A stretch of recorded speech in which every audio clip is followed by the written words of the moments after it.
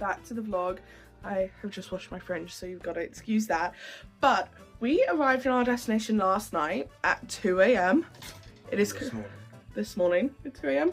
It's currently 11, so we did have a little bit of a lie-in because we were very tired after Seoul. And we are in Tokyo!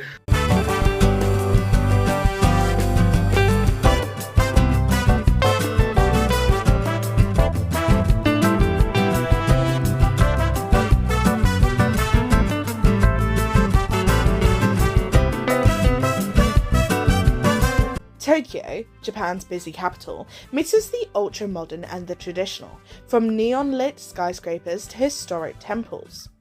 The opulent Meiji Shinto Shrine is known for its towering gates and surrounding woods. The Imperial Palace sits amid large public gardens. The city's many museums offer exhibitions ranging from classic arts in the Tokyo National Museum to a reconstructed Kambaki Theatre in the Indo-Tokyo Museum. We are really grateful that our room was actually like perfectly easy to check into. It was great. Comfy bed. It's a little small. Like, the luggage situation's a bit hard, but it is what it is. Essentially just this bit, and then a bathroom, which opens outwards. Fancy toilet and a shower.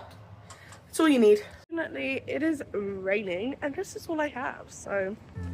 We kicked off our time in Tokyo starving, so food was priority number one, and yep, we stumbled across this little French bakery. I know what you're thinking, French food in Japan, but honestly, we hadn't eaten properly the day before and we needed something we knew we'd enjoy.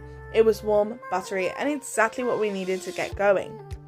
Rain or no rain, we weren't going to waste the day, so we headed over to Tokyo Tower, one of our must-do spots. We've seen a few towers in our travels, but Tokyo Tower had a unique feature, a stamp station at the top. I actually bought this little booklet to collect them. Sadly, I only managed to get 2 because most of the stamps are located in train stations and we only used the tubes. Still, I loved the ones I got. The views from the top of the mountain were amazing, though Mount Fuji was hidden by flowers that day. And don't even ask me to stand on those last 4 panels. Nope, not happening.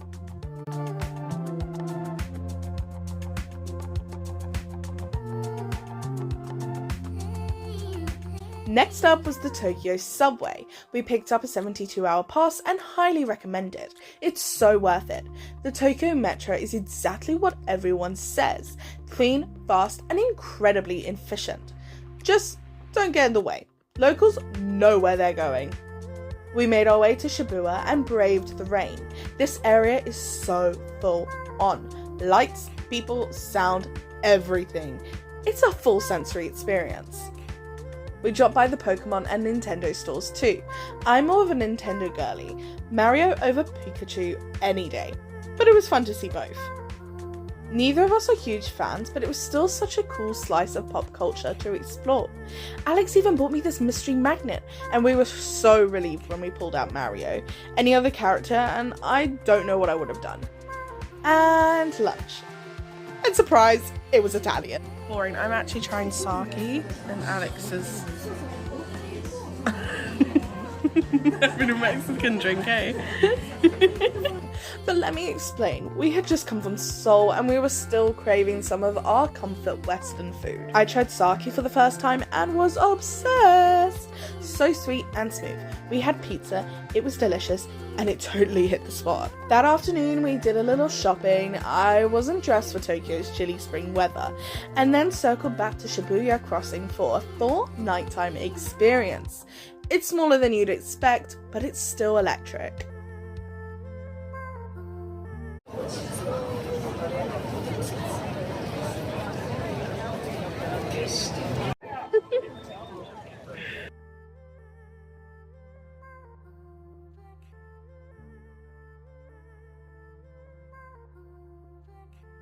Later that night, we were on a mission for ramen. Our first choice had a 90-minute wait, so we headed back towards our hotel. And honestly, it worked out perfectly. We found this local ramen place and it was unreal. We had some miso broth. I've never tried miso before and it blew me away. No egg, no fuss, just flavour. Also, shout out to Alex and my improved chopstick skills. We're getting there. That said, we still need to brush up on the etiquette. We definitely felt like we made a few cultural faux pas, but we're learning. We have just gone back from dinner and we stopped at a 7-Eleven on our way back and we picked up these white peach juice cartons. My sister was in Tokyo last year and she was obsessed with the white peach flavour, so I'm gonna give it a go.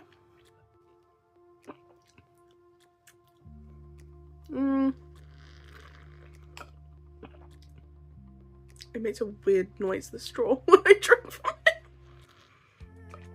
I don't like it. Sorry.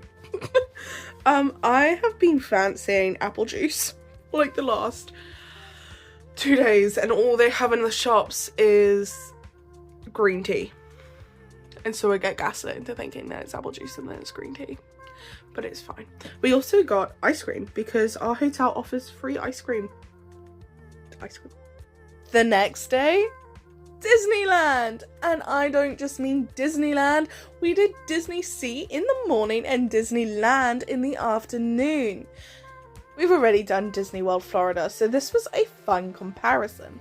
And if you want me to tell you all the details on the rides, the characters, and everything in between, check out my next vlog. That is where I will be spilling all the deets on what we got up to at Disney Sea and Disneyland. Trust me, you do not want to miss that vlog. So I think you should maybe just subscribe so that you don't miss it. We have just gotten back from our day in Disneyland. We are going to pack now because we are flying out tomorrow. But we do still have the day tomorrow in Tokyo. So we need to pack, choose outfits for tomorrow and get to bed because we're tired.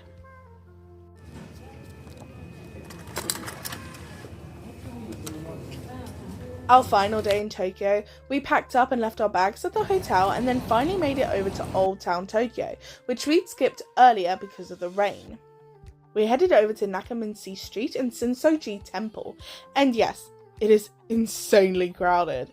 You will get bumped, pushed and squeezed, but it's so worth it. The temple is stunning, especially with the cherry blossoms blooming, a total dream moment for me.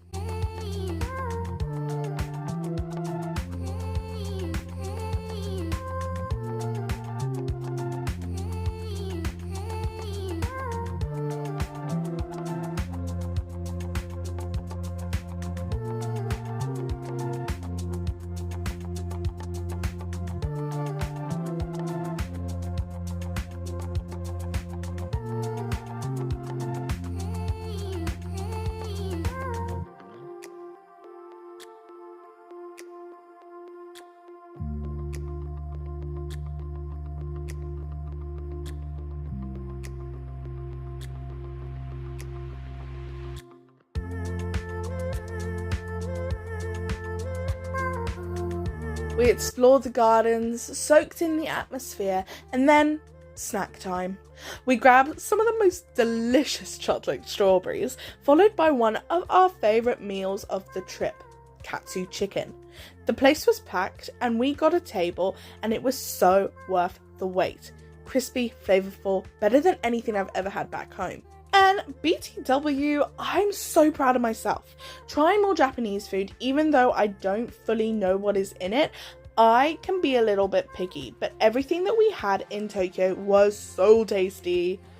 Before leaving, I grabbed myself one last stamp and we visited Ueno Park, which honestly looked like a scene from a dream with all the cherry blossoms. It was packed again, of course, but the vibe? Magical.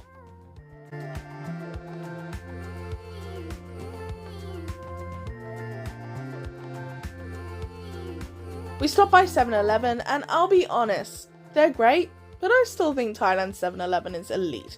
Sorry Japan, your food's amazing, but I do love a Thai cheese toastie. We swung back by Tokyo Tower for some final photos, grabbed our bags and hopped on the high-speed train to Narita Airport. And let me tell you, after dragging our luggage through Tokyo's subway, that train was a dream. Quiet, fast, smooth. Everything you'd hope for. On our way to the airport, Alex and I reflected on our time here.